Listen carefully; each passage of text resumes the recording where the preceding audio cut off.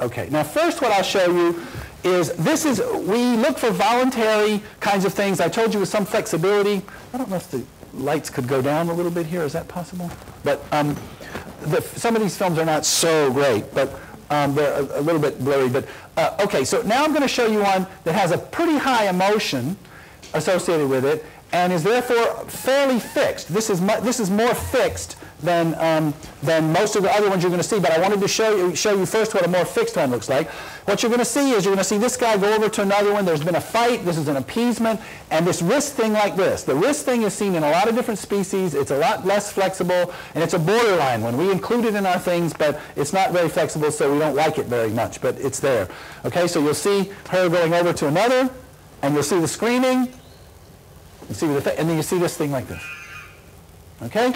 All right, so that's pretty inflexible all told, but that's basically a gesture that's on the borderline for us about whether it's flexible enough to be considered what we're doing. So now here's one that I think you'll see. This is a kind of an intention movement thing. Here's a youngster who wants to get this mom to go walking. Now this is not really pulling. This is an abbreviated pulling. Okay? Now, okay, so I think you can see there how deliberate that is. That is to say, look at it again. The infant is not really actually tugging. It's okay? It's abbreviated. It's not physical. Okay, and now we're going to do this walking thing together. This tandem walk is something they do quite regularly. All right, and with the baby putting the arm on mom and walking like that. We call it arm on, actually. Okay. Now here's the mom wanting the infant to come with her, and this has got a little more of the real thing. This is showing you the thing where it actually might come from. So she actually pulls, see, actually physically pulls the baby. And now the kid takes off a little bit, and a little bit there, and then, okay. So I showed you this one because this one is a little less, it's not even clear it's ritualized. I'm really kind of doing it. But what happens is from these kind of activities, I'm trying to pull you where I want you to go, you get a ritualized thing, which is the kind of pulling like this. And in fact, the people who talked about iconic gestures in gorillas actually are talking about one gorilla wanting the other one to come, and they're going like this, but I think it's just a ritualization of pulling. So it's iconic to us. This is the direction I want you to go in, but it's not iconic for the gorilla. It's just I'm trying to pull you, and then that gets ritualized. Okay, and then this is something in the direction of arm raise for play. You're going to see a little sequence here where these are two youngsters playing, and they do this kind of head bobbing and arm raising. This arm raise here, it's not a great arm raise. I'm going to show you a picture in a minute. But, and then you'll see the head bob, which is another play thing like this. Okay. Okay, so again, I would say notice the flexibility. These certainly give you the impression of being voluntary and being possible to be inhibited. And then this is not a video, it's just a picture, but this is a better picture of the arm raise when it becomes really ritualized and they really do this to initiate play. And our criterion in making these observations is what we call response waiting. So they have to give it and wait for the response. If they give it and then automatically do it, the other one was again a little bit borderline, they have to give it and wait for the response. Okay, so intention movement, those are in the direction of intention movements. Now let's talk about attention getters. So attention getters are, this is what we had mixed up. They use attention getters quite a lot to initiate play. And by attention getters, I mean they're auditory attention getters. Okay, see, I saw some people sleeping there. I'll look them up. Okay, all right, so they're auditory attention getters. There could be visual attention getters, but there are also tactile ones where I tap you on the back or something. If the guy's back is turned, I can tap you on the back or something like that. Okay, and attention getters, I used to think that they were play gestures, and we had them classified as play gestures in our early studies. But I started thinking about it more, and that's not what's happening. What they're doing is they're in the mood to play, or in the wild, there are examples of adult males who are in a sexual mood, which displays itself in an erect penis. And so I've got a display that's part of my mood, but you're not looking at me. Right? So I need you to look at me, and then you'll know that I want to play, because I have the play posture. I'm like this, I'm ready to play, or I'm ready to have sex, one or the other. Okay? So that doesn't have meaning itself. That is, look at me. And if you look at me, then, so I have a display, And I know that you normally react to that display, but you're not looking. So you have to look at me for it to work. All right? And so I think that they don't have it themselves. And now, if you just think about it just a little bit, now we're getting in the direction, when you think about humans, we're getting in the direction of things that are more deictic, like pointing, and things which are just pointing is me directing your attention in a direction, to a location, versus contentful symbols. So I would say intention movements are tied to an activity, like this is tied to play, and touching the back is tied to writing on the back.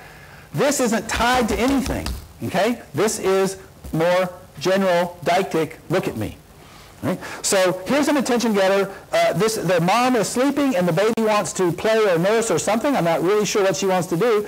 And this, she's going to actually throw stuff at her, okay? You won't be able to see it so great, but so mom's not being very attentive here. Kid's going to come around in front to make sure she can see me. She's still not attending, and so she's going to throw some stuff at her. You can't see it in the film very well, but she throws stuff to wake her up so she'll play. So they throw stuff quite often when the other one's back is turned. In this case, her eyes are closed and she's sleeping, and they want to play. They take a handful of these wood chips or dirt, and they throw it at the other one like that. That gets their attention, and they then play. Okay, here's another one. This one you're going to see. This is a mom, obviously, with her baby going here. This guy is going to watch, this female is going to watch her go past, and after she's not looking anymore, I've used this one before about attending to the other one's visual attention. After she's not looking, she's going to whack her, and then they're going to start the play. So, now watch, she'll turn, she'll look, she's looking, but now she turns and looks the other way, and now we get a whack. Okay? She hits her on the back, and that initiates play. Right? So that's of course, that's about as basic as you can get. I'm going to whack you, okay? Hard to call that communication. But you're not looking and you're not attending, so I'm going to hit you and then you'll know, and then we'll start the play sequence. This one happens kind of quickly, but I don't have a good one of the hitting the ground, but this one, the reason it happens a little too quickly because he doesn't get a chance to hit the ground, but here's what the ground slap looks like. There. Okay, he only got to slap one time, but sometimes they slap the ground multiple times with either one hand or two hands to get the other's attention. But what you see here is that the little one goes past and has his back turned, and when the back is turned, he slaps the ground to get his attention, but it all happens too fast, and he turns around, and he doesn't really need to do it. But in any case, that's another attention getter. Now here, you can tell me if you can decide what the function of wait a minute, I'm going to do one other thing here. Yeah, okay. Well, I'm going to say one other thing, and this is going to be a borderline example. Okay, so in the wild, you get things like leaf clipping from adult males. The adult male has an erection. He wants the female to pay attention to it, and there are these leaves that really make a lot of noise, and they go with them like that. They slap the ground. They do all kinds of things. The ones in captivity often slap the side of the cage and whatnot. Okay, so, and I said those get their meaning from the display itself. Now, there's another thing they do that's kind of similar, which is drawing attention to a body part, or sometimes even to an object that they have, and it's not quite the same as a display. So the display already has the meaning inherent in it from Mother Nature, has built that in already. And so now I'm going to show you several examples of things where they make sure that another person sees a body part of theirs, in which case the other person will know what to do. All right, so here you can tell me which body part this male wants the female. The female's in estrus there. Okay. Okay, and so no, obviously that's not actually doing it, right? That's trying to get attention that I'm in the mood, okay, I'm in the mood, and you should notice that and be receptive. So she's not looking. See, she was looking up there. When she looks down, as soon as she looks down, he comes around and starts the sexual sequence. Okay, now here's an interesting little thing. I have offer in question marks beside it because this is a request for grooming. Sorry. I'm not sure what's happening to that.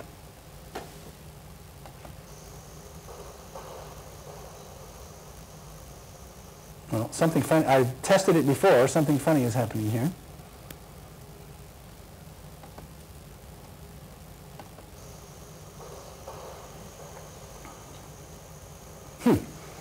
Okay.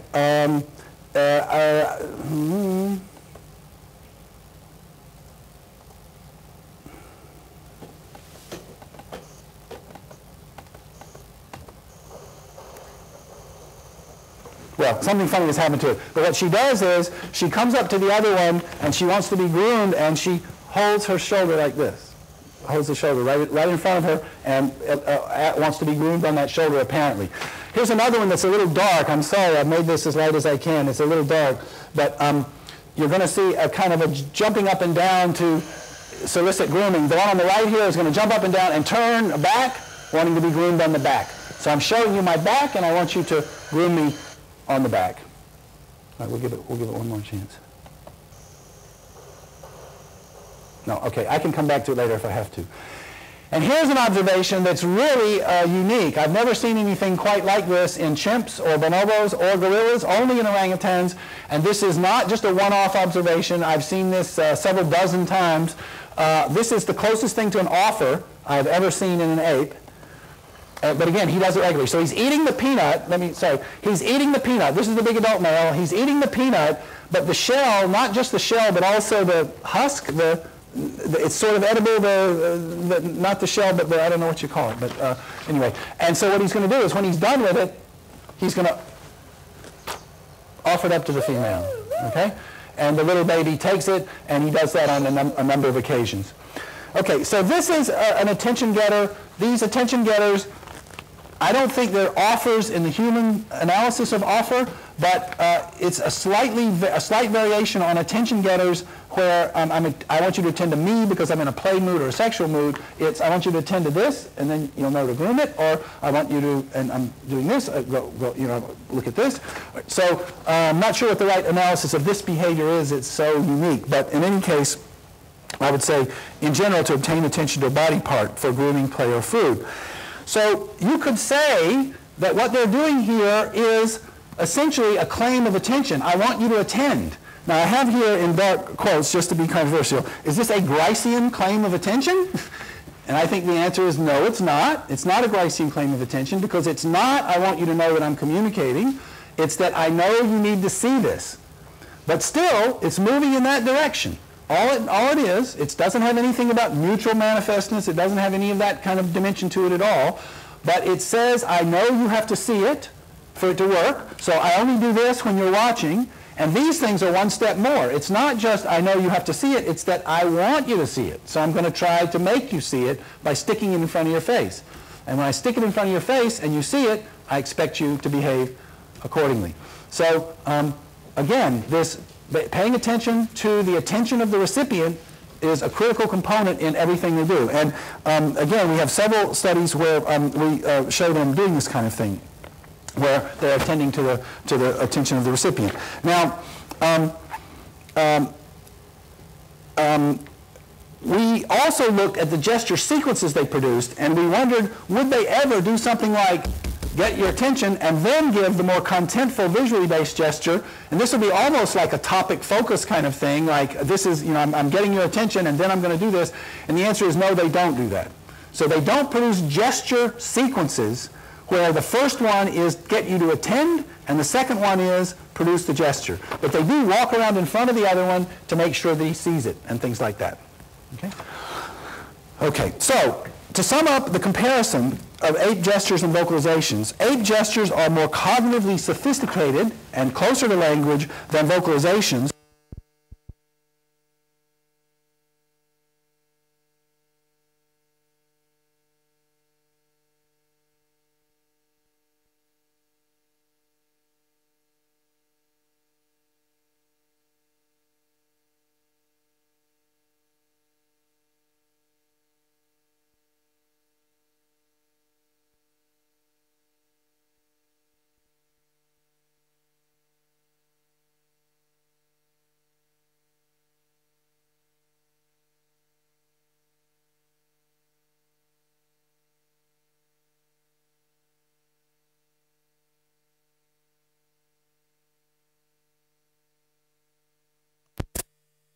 Than in monkeys. I didn't document that for you here, but they are.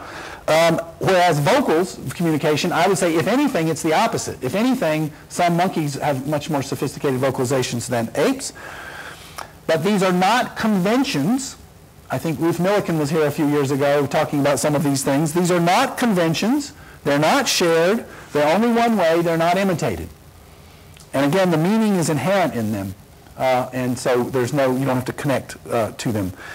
But there's no pointing. Apes don't point. I have a paper that I gave at a conference Dan was at before called Why Don't Apes Point? So I'm going to get to that in just a second. But in their interactions with one another, they don't point. There's no iconic gestures like do this or get me the one that goes like this, not even when they want something. And none of this is collaborative. And I'm just setting this up now for later with humans. None of this is collaborative in the sense that there's no negotiation of meaning and like, what did you mean? So there's no repair sequences, no request for clarification or anything along those lines. So those are things that indicate that I understand that we're communicating and I need to repair the message in some way. I need to get clarification. We need to collaborate together to make sure I get the message, and we don't see anything like that. You'll see nothing in any non-human animals that would be look like a request for clarification or a repair. So I know it seems kind of crazy to think of that as being really sophisticated, but is actually a fairly sophisticated thing that we do. Okay, great apes and pointing. I forgot exactly when we started, but I think I've got about 10 or 15 minutes or so because we started at about 20 after, I think. So great apes and pointing. I just told you great apes don't point for one another, and they don't in the wild. But great apes do point for humans. And they seem to learn how to do this. About 60 to 70% of captive chimps will point imperatively for humans. This is the work of Levins and Hopkins. And they had a big group at Yerkes of 100 chimps, and about 60 or 70% of them will point. And it's basically, they're in the cage, the food is on the ground out there, and the human walks by, and they come over and they put their kind of hand in, and they go, and they sometimes vocalize, and they go like this. Typically their hand is through the cage. Chimps raised by humans, like Kanzi and others who are raised with sign language, the report is that they learn to point without being taught specifically. Okay? It's kind of an ethnographic report. We don't have a controlled study, but the ethnographic report is they point without being taught.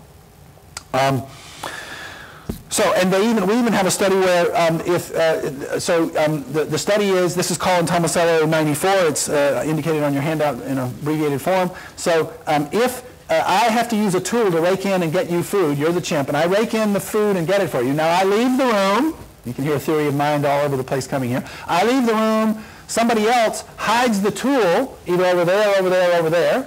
I come back in, and in fact, I really don't know where it is. I'm blind, okay? I'm absolutely blind. I don't know where you hid the tool. I look at the food, I say, I'd love to give it to you, but I can't get to it. I need the tool, and they point to the tool that you need to go get it for them. Right? So they don't, it's not just food they point for. The ones that are raised by humans also they can point where food was hidden hours ago as well. They also, the ones that are raised by humans can, and we had a few in Leipzig that were raised by humans, and I interacted with them directly for a couple of years, and it's quite common for them to grab you by the hand and pull you over to the door so you'll open the door. Or to give you, they can't open something, and they put it in your lap and look at you expecting you to open it. Right? So they give you things that they want you to do something to. They bring you to places where they want you to do something. An analogy here would be something like tool use. This is started with Bates et al. Talk about social tool use. Communication is social tool. I'm using you as a tool to open the door. I'm using you as a tool to open this box for me. And so they know that you're an agent that makes things happen in the world, and they know that if they get you to see something, that you'll do your thing. So this is a more sophisticated version of holding up this like this to the other guy, because this is all dyadic, and this is a more triadic version of look at that food there and you'll get it for me, or come to the door and you'll open it for me. So they know you're a causal agent and that you'll make something happen if they put you in the right position. But they do this pointing when they want something, but there's no declarative pointing. That is the kind of thing that human babies do right from the beginning, and you'll hear about this if you come on Thursday. Human babies, right from the beginning, not later, but from the very first points, they just go, ah, ah. Just isn't that interesting? It's a declarative point. Or human babies will point to inform you of something. So we've done experiments, and again, I'll talk about these on Thursday, where you drop something and the baby goes, You dropped something. Okay? And it's for your benefit, not for theirs. They don't want it themselves. They're just telling you that you dropped it. So this is altruistic pointing, if you will. So to inform and to share. And those things are present from human infants pre-linguistically, but the chimps don't do these at all. So at the top of the last page of the handout, I ask in bold here, what are these points? And the answer is we don't know yet. We're still trying to figure it out. But they're pointing for humans and not conspecifics. And one quite simple explanation is, if they pointed for a conspecific to food, guess what the conspecific would do? The conspecific would pick it up and eat it themselves. They wouldn't get up and hand it to them. So humans are helpful, and they know this, and conspecifics are competitors, and they know this. So why would I point for you? Why would I point out something interesting for you? You're just going to use it for your benefit. There's no way you're going to be helping me out here. Right? So this kind of pointing, you can say that one really interesting evolutionary possibility is that once humans got a more cooperative environment, that is, once, let's just say, you know, all of a sudden the people around me start getting more cooperative, I don't need any new cognitive machinery to say, get me that. I just need you to be helpful. This is one implication, that the chimps don't point for one another, but they do point when they're with helpful humans, or when they've been around helpful humans for a while, not on day one, but when they've been around humans for a while. So all they have to do is learn that they've got helpful people around them, and the pointing doesn't require, imperative pointing doesn't require any extra cognitive machinery. I would say it's prepared for by this kind of thing and this kind of thing. Right? So, so I think you could get step one in human evolution is when you get a more cooperative social group, you can already get me that, help me with that, do this. You can get that form of communication without anything extra from apes. But you're not going to get, isn't that interesting, and you dropped your wallet. Okay? You're not going to get those without something extra. Right? Okay, now here is, you may not think much of that explanation, because it's, I'd say, pretty trivial, but comprehending pointing. Now here's something that really has surprised us. We've done zillions of experiments. I'd say we've done about 10, and Povinelli and others have done some. And apes, when you hide food from them in one of several locations, they know the food is in one location, they know they only get one choice, we have all kinds of control conditions showing this, and you say to the ape, okay, they know you're helpful. We even set up a script where I show it to you first visually, and I do it a few times so you know that I'm being helpful. I'm trying to tell you that I'm helpful. I show it to you, I show it to you. Now, I just point.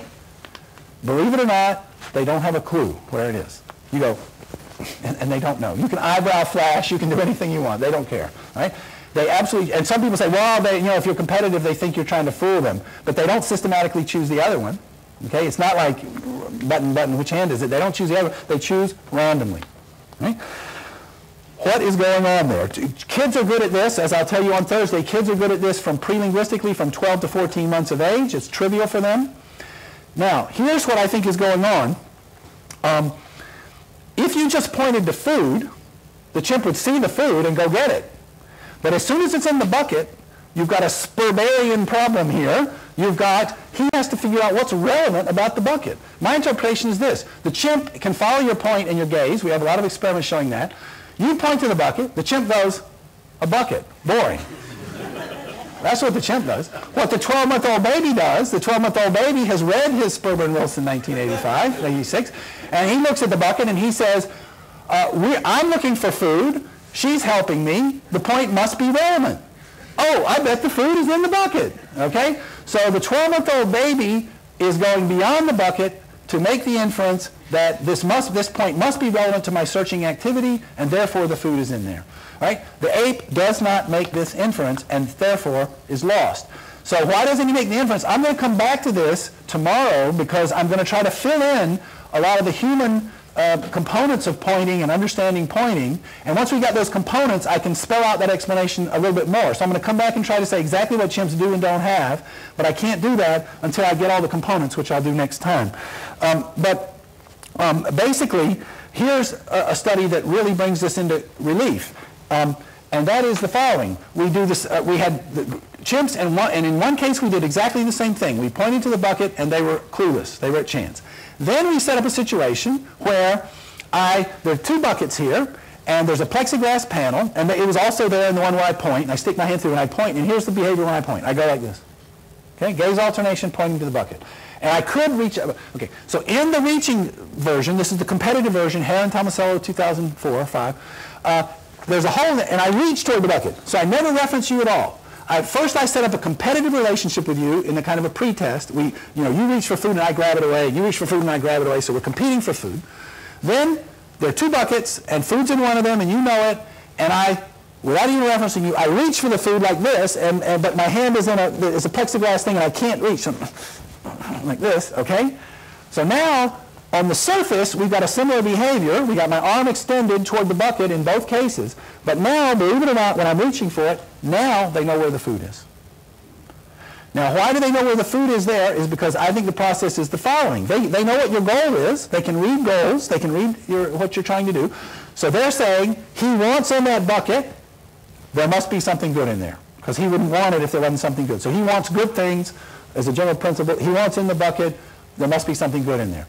There's no informative intention. Whereas when I do this, it's like, to understand this, what the 12-month-old has to understand is, he's altruistically informing me of the location of the food. When you do this for the chimp, chimps in the wild never experience anyone going to them, oh, here's some food, I think I'm not hungry right now, why don't you take it? Okay? That does not happen. They don't have any experience with that. So, cooperatively, altruistically informing them of the location of food that I could take for myself just does not compute. Whereas I want to get in there, computes. And then they can make the inference. So they don't have any problem making the inference. And we've got, Joseph Call has done a number of studies on them making inferences from various kinds of cues. So they can make the inference about that, but it doesn't have the shared intentionality, the cooperativeness, and all that. All right, so I'm going to come back to that next time. And there's another experiment that I don't have time to explain, but is similar to that, and I'll come back to that tomorrow, because again, I think with this experiment, the fact that infants find this so trivial and chimps find it difficult, and we have a couple of variations on it, I think is going to help us to draw a very sharp line about exactly what they comprehend and what they don't comprehend of the components of a cooperative communicative act. And what I'm going to argue next time, as it says on the handout, is that they're not missing an understanding of intentionality. They know that you have goals and perceptions. What they're missing is shared intentionality, joint attention, communicative intentions, relevance, cooperative motive to share. That's the part they're missing, the shared part. Not the understanding you're an intentional being with goals and that you want things, but it's that you somehow want to share with me and inform me of things cooperatively and so forth. Okay, I have a sidebar on domestic dogs. That the sidebar is because you never know how long your lecture is going to last, and I think I'm out of time to come to my conclusion, so I won't have time to talk about dogs. But dogs are special. Those of you who are dog lovers, the dogs are special. But that have grown up to be effective in human society, and that's human children, humans, and dogs. And again, other domesticated animals have mainly just do what I tell you to do, like don't cause any trouble, stay in a group, whatever. You know, if it's if you're a cat, eat the mice, please, and stay out of the way. But dogs, herding, hunting, and there's actually a recent study with some hunter-gatherer group that when they take dogs with them hunting, all other things being equal, party size and prey and all that, the hunters are 50% more successful if they have a dog with them. So dogs are really useful, and for them going where you want them to do and communicating is really useful. So I bring that in because I don't want it to be that it's just this, evolutionary ladder up to humans or whatever. Some species coming from a completely different place could do some things in this direction. I don't think dogs understand full communicative intentions. I don't believe that for a moment. But I think they're going in that direction, and that's another place where we can get some angle on it to try to see maybe pull apart the components if we can find out what components they do and don't have.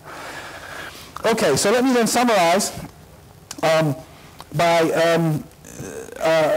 last point on the handout here, 1.3, ape gestures, and I focus mainly on chimpanzees, but we've studied all 4 great apes, but we've done more with chimpanzees. With chimps, we've done more of the experiments on whether they can see what you, paying attention to what you can see and all that sort of thing. So ape gestures do represent a case of what I would call intentional communication. That term has had various definitions, and I don't really like definitional wrangling. By intentional communication, I simply mean flexible, and pursuing goals. They have a goal when they produce it. They can flexibly pursue that goal. If you don't, I didn't really emphasize the combinations here, but they do gesture sequences or combinations where if you don't do it, I give you another one right after it, and that's the definition of goal-directed action, is that I want you to do something, and if you don't respond, then I'm going to try something different until you do what I want you to do. So it's intentional communication, and it's flexible, and it has a large component of audience design. That is, it's used differently depending on the attentional state of the audience. And again, I do things like walk around in front of you and do other things to get your attention, which don't happen in vocal communication at all. It's based on understanding of the goals and perceptions of others. Again, I don't want to get too deeply into it. I'll get more into it on Thursday, but we make a difference between understanding goals and understanding intentions, and we make a difference between understanding perception and understanding attention, basically having to do with choice. But I'm going to get to that on Thursday. But at the very least, apes understand goals and perceptions of others. In vocalizations, I don't think they need to. You know, somebody's screaming, ah! Okay, that's and I hear the call for the other predator or whatever, I don't need to understand the goal or anything of the other guy. Intention movements, the function or the meaning is inherent. If you understand the goals of others, he's trying to do this, he's trying to do that, he gives an abbreviated part of it, he gives the first part of the sequence, here's what I know he's trying to do. So if I understand your goal and I see the first part of it, I know what's coming because I know what you're trying to do. You don't have to do that. You could learn it in a kind of an associationistic way, but I don't think that's what they're doing. And so again, I think it's also important when we think about something like meaning. You know, Wittgenstein warned us a long time ago not to think of meaning as a thing, and I think here's where a place you really see it, that it's inherent in the signal, the ritualized signal itself. And then attention getters, the function or meaning is inherent if you understand the displays, because I'm drawing your attention to the display, or possibly I'm drawing your attention to my shoulder where you're supposed to groom me. So again, we don't have to attach signals to meanings because signals are coming out of natural social interactions. Okay, so ape gestures are based on an understanding of the other as an intentional agent. They're flexible, audience design. But they're not cooperative communication because they're not underlain by skills and motivations of shared intentionality. So the gestures that they use are one way because they're not imitated, they're not shared or bidirectional or intersubjective, they're not collaborative, there's no request for clarification or anything like that. So they're not cooperative, they're not what Herb Clark calls coordination devices. They're symbols as coordination devices. They're not coordination devices in the sense that we've got two roles and I'm adjusting. It's a one-way thing, boom. Okay, and but when you put apes with a helpful partner, it leads apes to what I will call, and I will make this distinction more clearly tomorrow, individual imperatives. So what you see is they do this, do that. And their regular gestures are do this, do that. When they're with humans, they say do this, like get me the food, do that, do this, do that. And so if they're with helpful partners, they can learn to tell others what to do that will help them because the other will do it.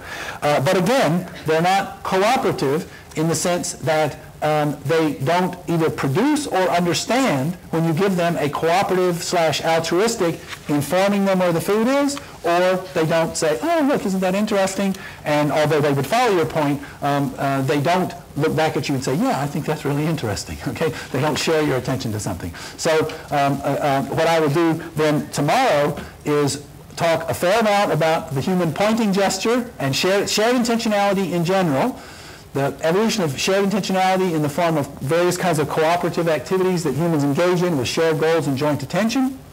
Then talk about communication more particularly with a lot of focus on the pointing gesture and the shared intentionality, the joint attentional frame in which it occurs, the cooperative motives for which it occurs, and then contrast that again with what the apes are doing once we get all the components out there. And in particular in the comprehension mode, I think it comes out really clearly that when they what parts they comprehend and what parts they don't. And then I'll give a little bit of an evolutionary fairy tale about how these things might have arisen and what the interests of the signaler are and the interests of the audience, the communicator and the audience. So if I'm telling you, give me this, give me that, why is it in your interest to give it to me? And if I'm informing you, why is it in my interest to inform you of something? And so I'm going to try to talk about things like reputation and indirect reciprocity and so forth, to try to talk about how this more cooperative and helpful group life that humans engage in, and how that might have arisen, and what role communication, cooperative communication might have arisen from it, and what role cooperative communication plays in it. And then Thursday and Friday we'll get to the kids. So that's it. Thank you.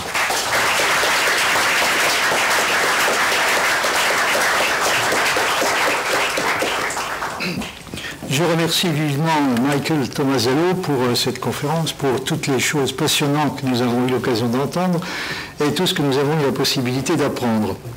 Puisque, si je comprends bien, une différence de nature qui existe entre les systèmes de communication humains et les systèmes de communication animaux, quels qu'ils soient, et dans notre cas, la possibilité, l'existence d'échanges qui permettent de s'assurer d'une part qu'on a bien compris et d'autre part qu'on a été correctement compris. Je pense que nous allons pouvoir utiliser, disons, pendant en gros 25 minutes, cette possibilité, et vous allez pouvoir par conséquent procéder à s'il y a lieu, à des demandes d'éclaircissement et peut-être également à l'expression de perplexité, voire même de critique. La discussion est par conséquent ouverte. Qui demande la parole? Oui, allez-y. So do you find any interaction between vocalization and gesture? In vocalization and gesture in chimps? Yeah. Very, very little. That hasn't been studied the way it ought to, but they don't use, I have a line on the handout here that I didn't actually articulate, but they don't use auditory attention getters, vocal attention getters, so they don't go, like children will go, to get you to look at them, but you need voluntary control to do that, and they don't really do that, but they'll do something like this. But they don't have enough control over the vocal apparatus to do that. So that would be a case that you would think they should use auditory things to get them to look at you. To get you to look at me, I should do something auditory, but they don't. One's raised by humans. Here's a really interesting fact. One's raised by humans. So I can do something auditory like this, but not with the vocal. I don't know enough about vocal auditory stuff to know. You may and some other people may. But ones raised by humans will sometimes go, okay, to get the attention of humans. But that's not really the whole vocal apparatus, right? That's just some part of it, but not all of it. So that would be one natural place. And then there are some gestures, like you may have seen the one where they're screaming and go the appeasement. I just don't think of those as being very coordinated, because they sometimes do the appeasement without, and the scream is just because they're afraid. So it hasn't been studied systematically, but I don't think they're coordinated in some complementary fashion, the way that Susan Golden-Meadow has a couple of recent studies showing kids coordinating their language and gestures, where the gesture is doing one thing and the language is filling in the gaps for the overall, and so they're a team, they're working together for a communicative function.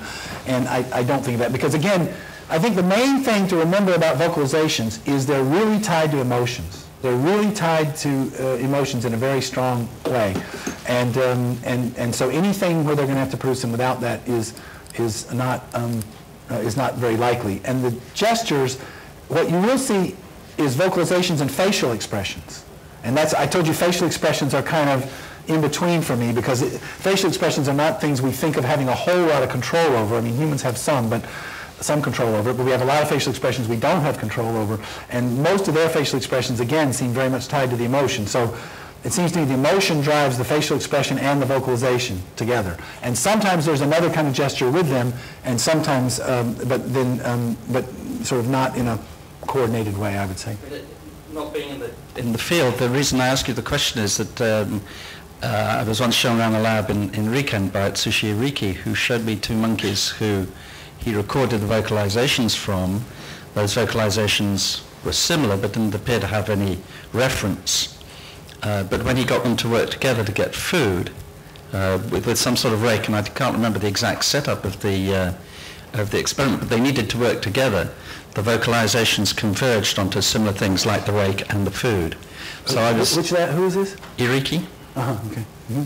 So I wondered whether I think there was a grey squirrel monkey though, so there may be differences in species and so on. Mm-hmm. Yeah, I just don't know I don't know the details of that. I just don't know. But my first inclination in thinking about that kind of a setup, given my experience with vocalizations in squirrel monkeys or Japanese macaques or whoever they might have been, would be that what's eliciting the vocalization is either frustration or getting ready to be successful or something, and if there's some alignment with the other guy, it's because they're in similar states at the same time.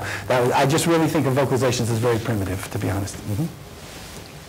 François Recanati.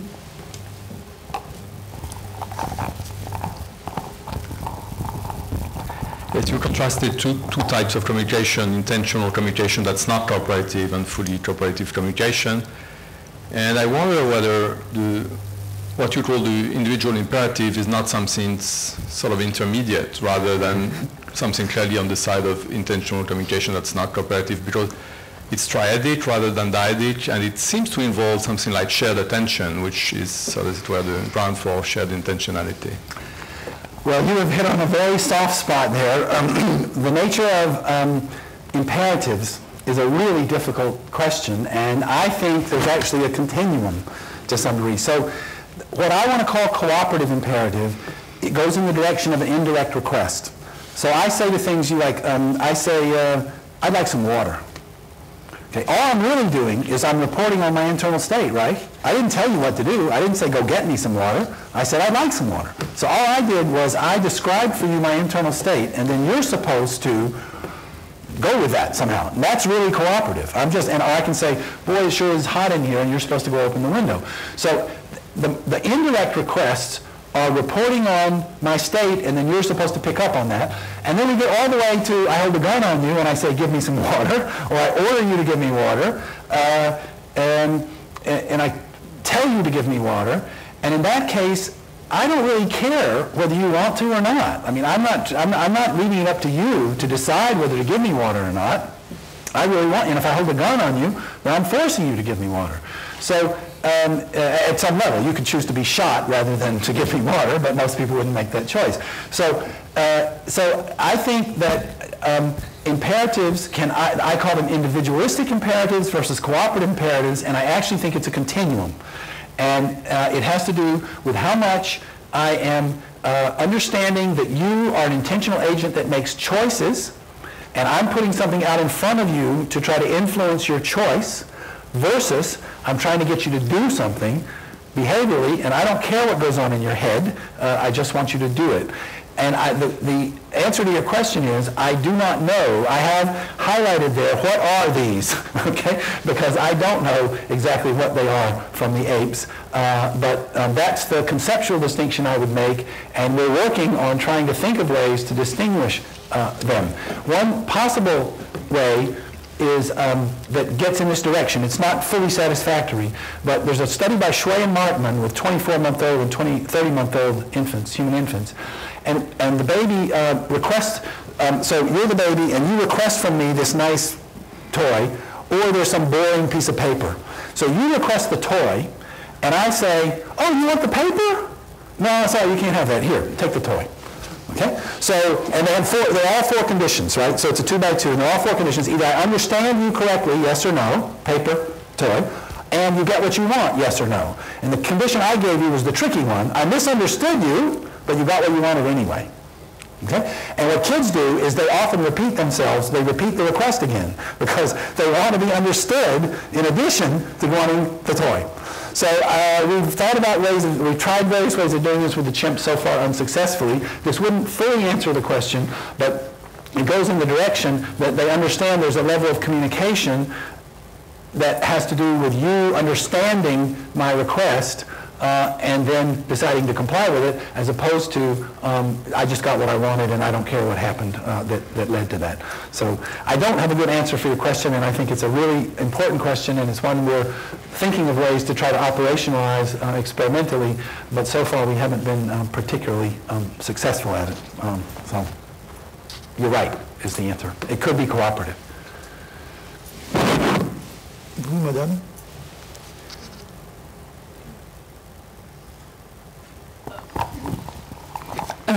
If I remember well, for what I know about chimps, which is very poor my knowledge, is chimps are quite hierarchical societies, and they keep track of social status. Yes. And I just wanted to know if there is any evidence in which do they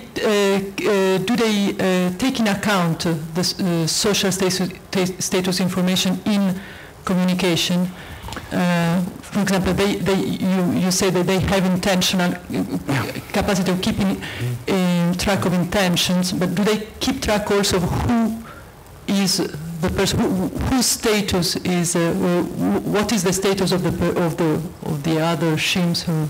Yeah, they're sort of aware of that constantly, I'm sure, and it would influence things like who they would solicit play with, who they would solicit ride. They wouldn't ask the adult male to, you would never see a baby do that to an adult male, to pull on the arm or something like that. It's not completely codified. It's not codified in the signal or anything like that, no. There are studies of rhesus macaques about, and these are in vocalizations that are quite inflexible, quite stereotypic, but they scream, when they're in a fight and they scream, the function of the scream is getting kin to come help me or getting friends to come help me, and they will scream differently if they're being attacked by a higher ranking or a lower ranking. So that's like the referentially specific alarm calls. The call sounds different, but it is possible that it's just a matter of how afraid I am. That when I'm more afraid, the call sounds different than when I'm less afraid, and I'm more afraid when it's a rank. But they certainly don't have honorifics or politeness markers. So,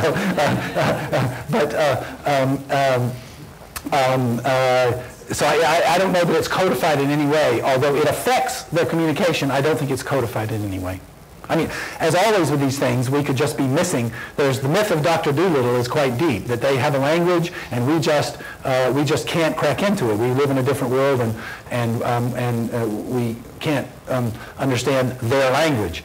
I'm much more ready to believe that with bees and other animals, fish or whatever, whose life we know nothing about. But chimps are only separated from us by 6 million years or something. And when you watch chimps on a daily basis, their behavior makes sense. You see that they had a fight with so-and-so, so they're avoiding them. She attacked my daughter yesterday, so I'm angry at her. I want to have sex with him. We can see their emotion. We can see when they're afraid. We can see when they're feeling kindly towards someone. Or we can see when they're angry. So I feel fairly confident they don't have some hidden language that encodes things that we don't know about. And that what we see is we still have to work hard to get into it, but I don't think there's a lot of hidden things going on. And so in terms of, again, the rank, I'm sure it influences how they communicate, but I don't think it's codified. Oui, allez-y. Oui. Can in contrast to apes, monkeys use vocalizations, in particular screamings, Yes? to deceive conspecifics?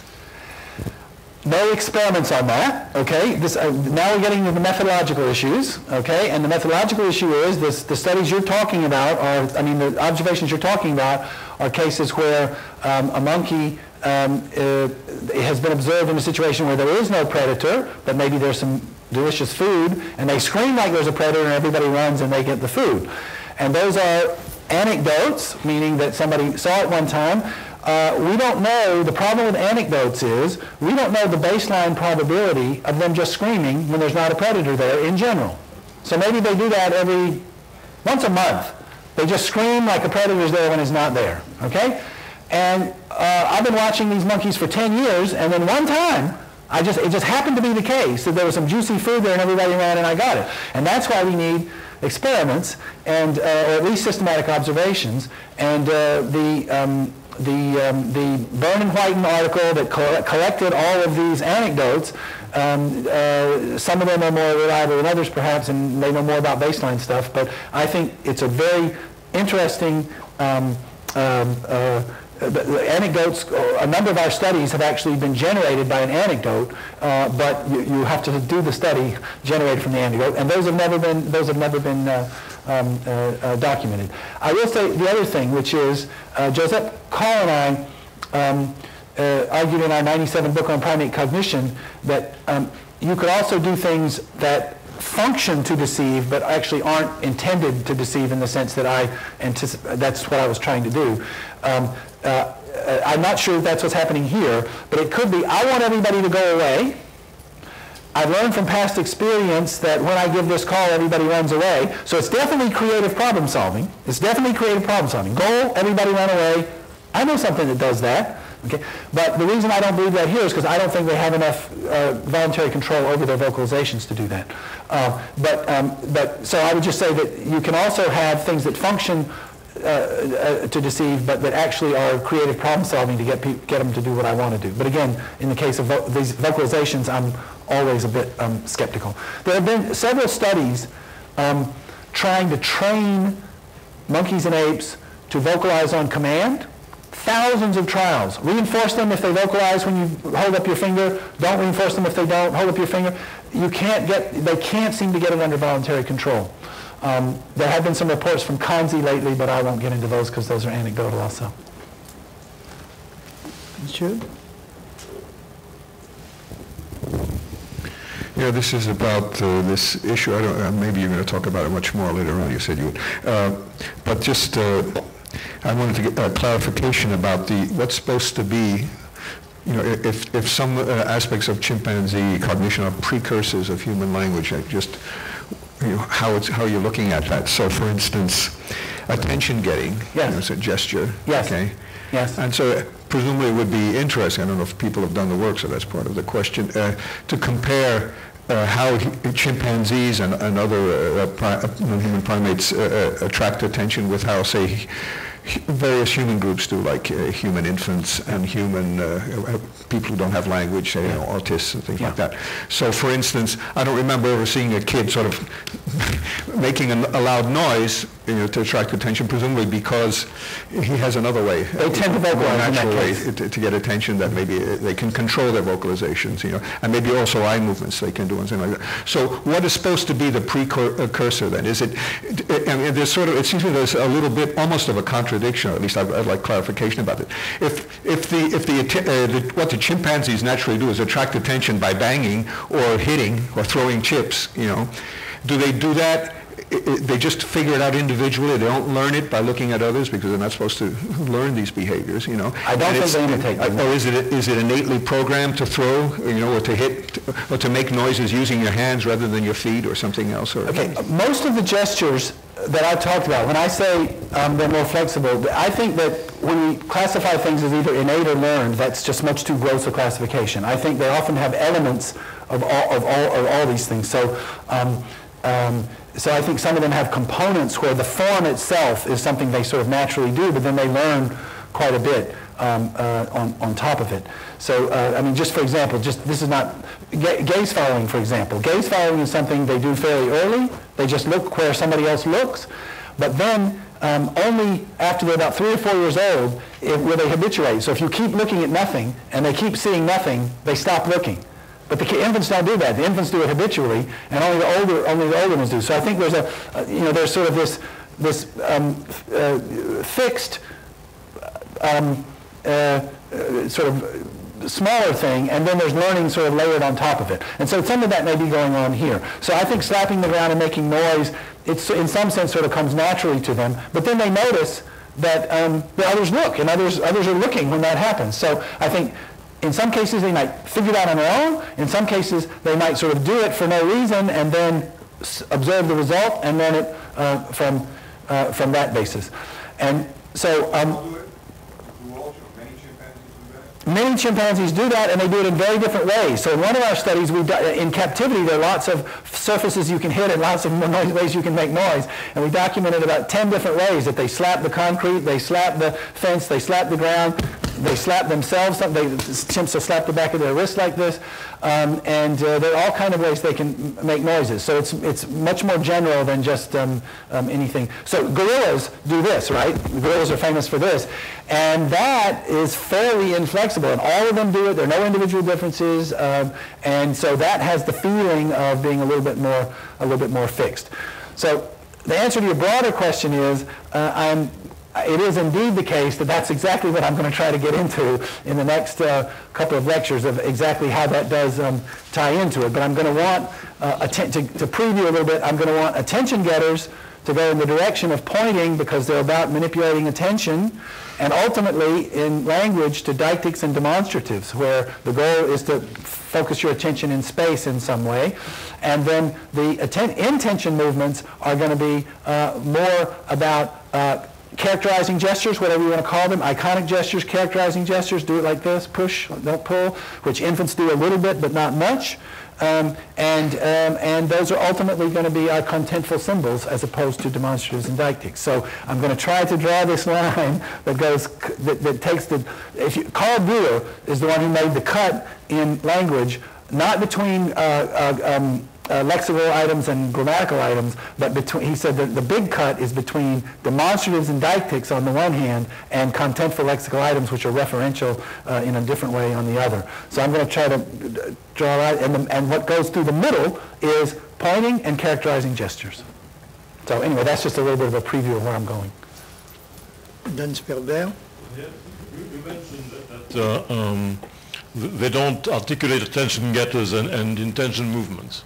So they don't first do an attention getter and then but what they do is use an attention getter to highlight a display. Yes. So like for instance, correct. erection or the bamboo leaf to point to an erection. Correct. And I imagine from the point of view of a receiver, they would have no problem having first the attention attracted and then interpreting the intention gesture. So is your interpretation of the reason why they don't do it is that they can't combine this intention? It's too complex to have these two intention linked to one another? I would say that's one possibility is that. And the other, which is sort of boring or whatever, is that they have other ways of doing it. So they walk around or they slap the ground or, I'm sorry, that they walk around in front of the other one. So when we did our study of combinations, we noticed them in some cases where they might have, to their benefit, done that. They actually walked around in front of the other one and gave their gesture. Like, I follow that, but you showed the example of throwing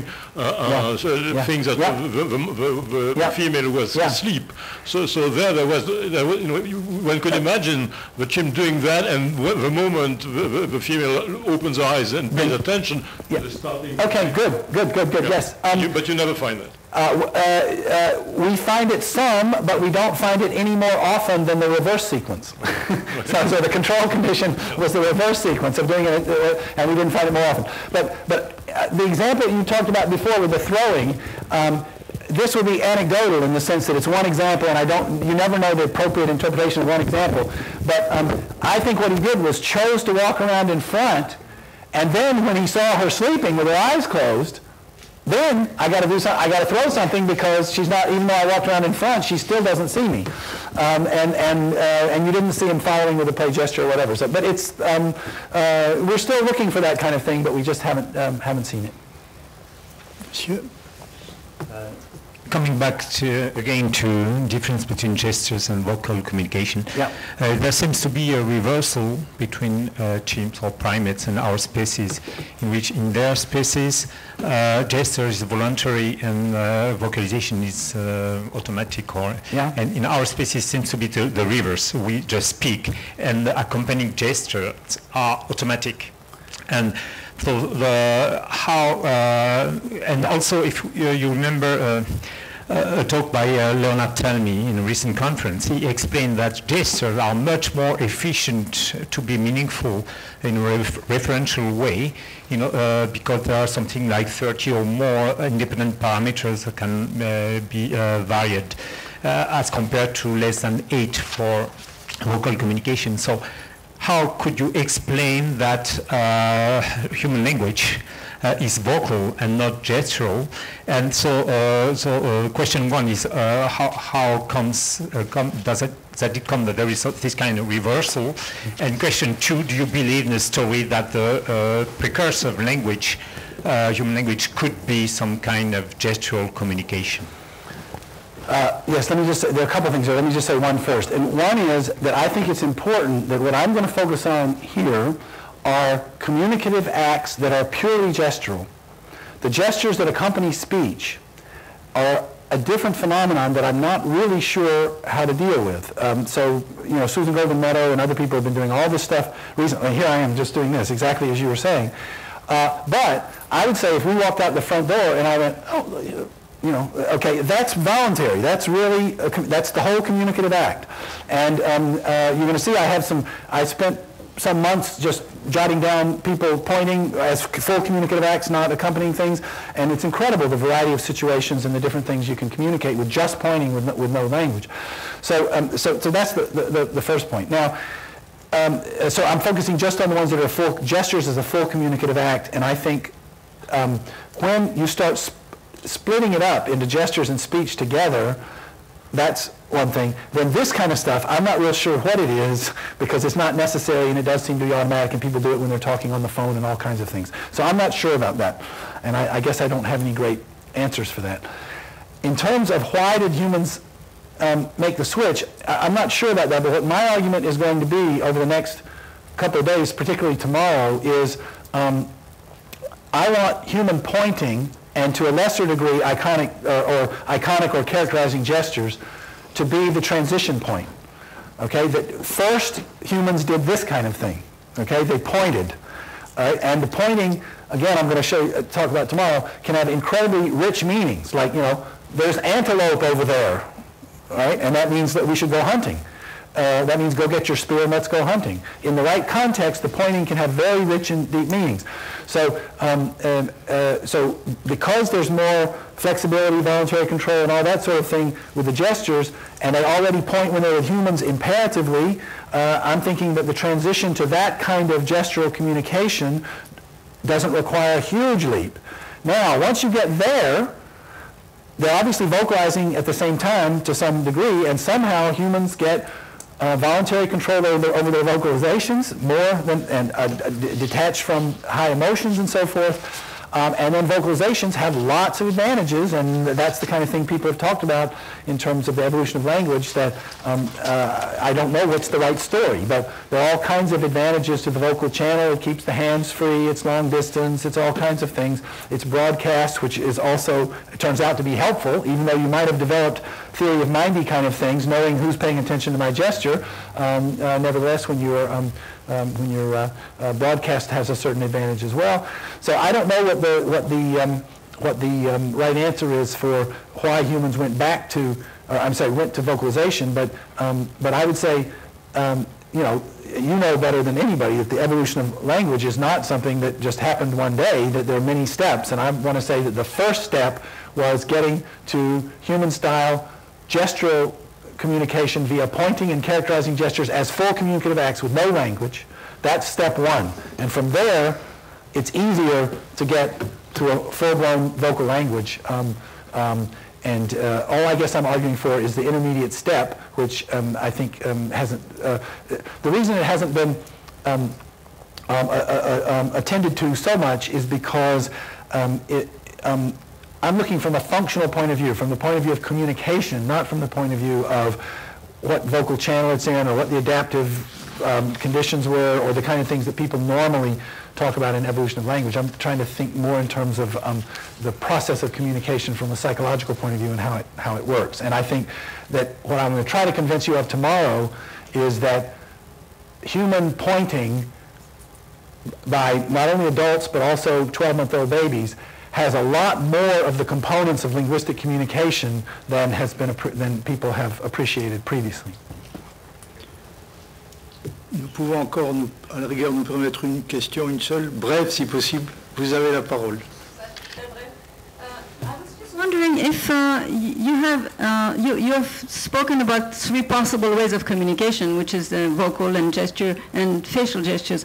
And I was just wondering if anything comparable to babbling can be observed, like the baby monkey or apes trying things just by itself to see what. Yes, I do think so, and that's what I was saying in response to the other question before, is that one of the things that people have talked about with human infants is also that if you do something, this is basically ritualization. You do something for no reason or for some other reason, and others respond to it in a certain way, you learn its communicative significance. So, so I think, for example, you see the chimps, for example, slapping on things, just playing and not seeming to have any particular communicative goal at all. And so one possibility, we don't know if this is true or not, is that by just either playing or doing it for some other reason, others respond to it. I notice that every time I do this, people look at me, and so I can actually learn it in that way. And so I think that actually is part of the attention getters. I think that's an important part of them. And if I can just say more generally, the whole definition of ritualization is that something that was not originally communicative. So I'm just jumping on you to play. I'm not trying to communicate. I'm trying to play.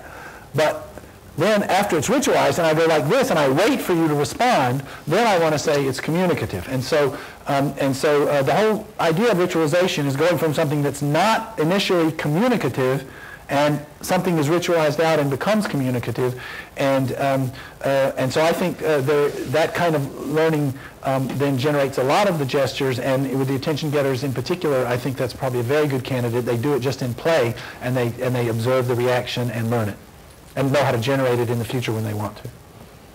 A lot of this, as well as a lot of this has, one of the structures of learning an intentional behavior is that I do something for one reason, I'm just playing, I notice your reaction, now I've got to do a kind of a causal analysis. Why did you react that way? Oh, it must have been what I just did, and now, in the future, now the goal comes first. I want you to do this, so I'll do this. So in the learning sequence, I do this and observe your reaction, but then when I produce it later, I have to have done enough of a causal analysis of the sequence to say what comes first now is what I want you to do, and this is the means that I do to get it. So that kind of learning, I think, is ubiquitous in the way chimps learn about causal sequences and how to produce them in tool use, for example, and in other sequences, just essentially learning about means-end sequences and causality and those kinds of things. And I think that works here, too.